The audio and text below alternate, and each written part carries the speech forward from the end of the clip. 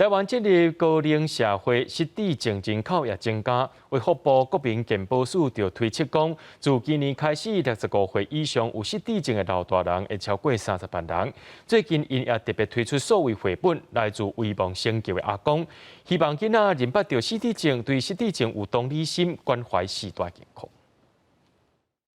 有时笑笑的，有时爱生气，有时候还会乱丢东西。用囡仔对谈讲出厝内长辈情绪的变化、认知能力、退化等等失智症的症头。为福部国民健康署特别以失智症做主题，出版数位绘本，希望囡仔嘛通关怀阿公阿嬷的健康。有这样的一个长辈的时候，那我们怎么样去让小孩子和大人？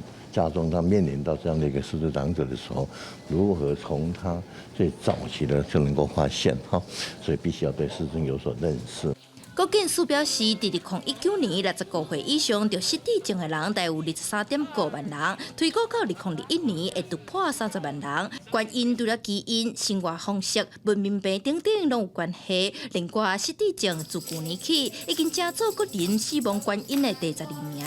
这届杀数位绘本，嘛希望通莫受到疫情的影响，大人囡仔对网络嘛通阅读。有非常多人因为被居家隔离或需要居家照护，或者是因为个人安全的问题而不愿意使用纸本，作为动画绘本呢，就是一个很好的载体。国健署表示，伊用以失智症做主题，红仔册足少的，所以这届特别用绘本解说一寡失智症患者可能会发生的状况，互囡仔通有同理心，理解这个疾病，降低厝内的冲突。记者陈嘉文、李秀凯台北采访报道。